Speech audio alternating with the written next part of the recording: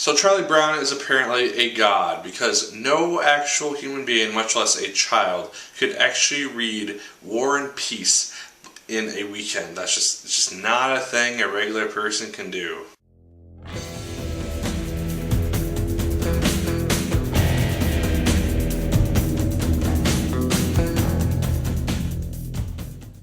Hello once again, watchers of Good Movies. My name is Nick Pell, and this is once again coming from my apartment. Now today we are going to be talking about the film The Peanuts Movie, which is actually the second review I'm doing for this because I somehow lost the footage for the original review, so let's do this. The Peanuts Movie is based on the comic strip which was made famous by Charles Schulz. It stars the Peanuts gang, Charlie Brown, Snoopy, and the whole rest of them, and they are now CGI animated in this film. The general premise of this film is that Charlie Brown, he's Charlie Brown, and this new girl moves into the neighborhood and she goes to the same school and he falls in love with her.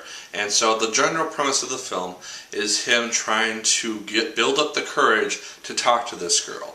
And so in that sense he becomes a very relatable character. A lot of people have gone through the same experience at some point in their life. They have a crush on someone, they don't have the courage to talk to them, and it's just kind of building up that courage, and Charlie Brown kind of acts as a template for that. But because the film is so fast-paced in that within the first 15 minutes we have this general plot established, we meet the characters and we have this plot established, it feels like a season of a show which kind of would have inhabited this whole film, in that there are scenarios which happen, in that there's like a dance, there's a book report, there's just these various situations which Charlie Brown finds himself in, which kind of happen for about 20 minutes, it's like a premise, and then once it's done, never really touched on again.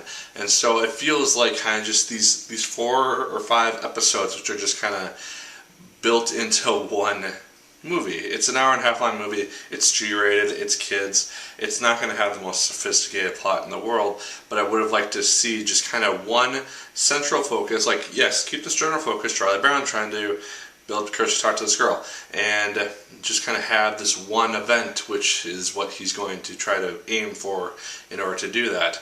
That would have worked, I think, a little bit better. That said, I had a smile on my face for almost the entirety of this film because there's a ton of nostalgia. There are dialogue lines and just little things that these characters are just known for doing, which just brought back a lot of memories. I grew up with The Great Pumpkin, Charlie Brown, and the Christmas special that they had, and the other things that there were other things. And so having not watched those for a number of years now, seeing them come back and kind of rehashed, it worked really nicely for my nostalgia factor, and I think it will for a lot of adults that are going to go see this film. The film is also quite funny. There's a lot of humor that I found myself laughing a lot of times in this film, and oftentimes I was the only one laughing just because there's a large amount of adult humor in this film. There's a point in the movie where there's a book that's called Leo's Toy Shop, and it's by War and Peace, and that I cracked up at that part just because I understood the joke. And there's a lot of things in that regard that I just found myself laughing at because they were adult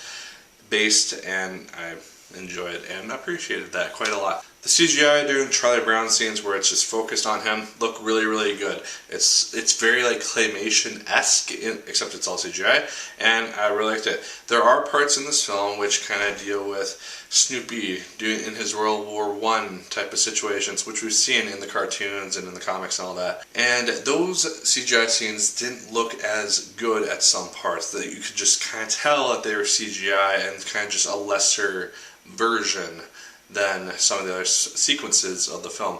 And those parts in themselves just kind of seemed like side plots which didn't really feed into the general premise of the movie, and were just kind of there for the nostalgia factor.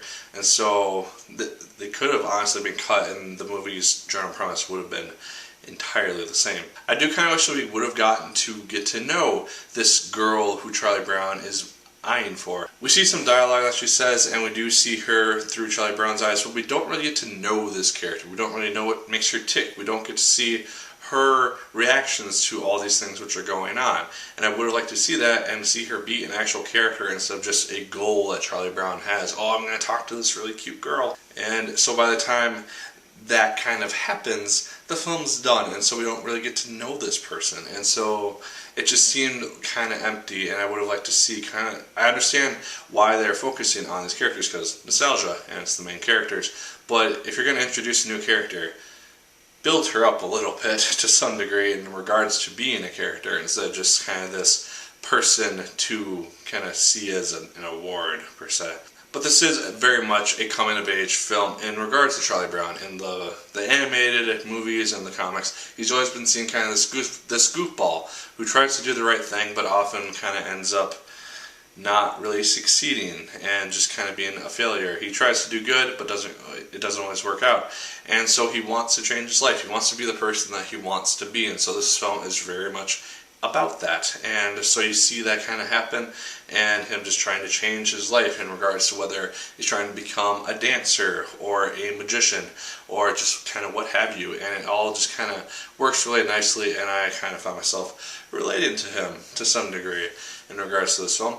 So is this film the best thing in the world? No. It has story problems, and there are parts which weren't really necessary. Some characters could have been kind of filled in a little bit more, but like I said, I had a smile on my face the whole time. It's very enjoyable for both kids and adults. The adults will just feed off the nostalgia that they're going to have, especially like 20-year-olds my age who just literally grew up with these films. Yeah, it's going to be a hit for everyone.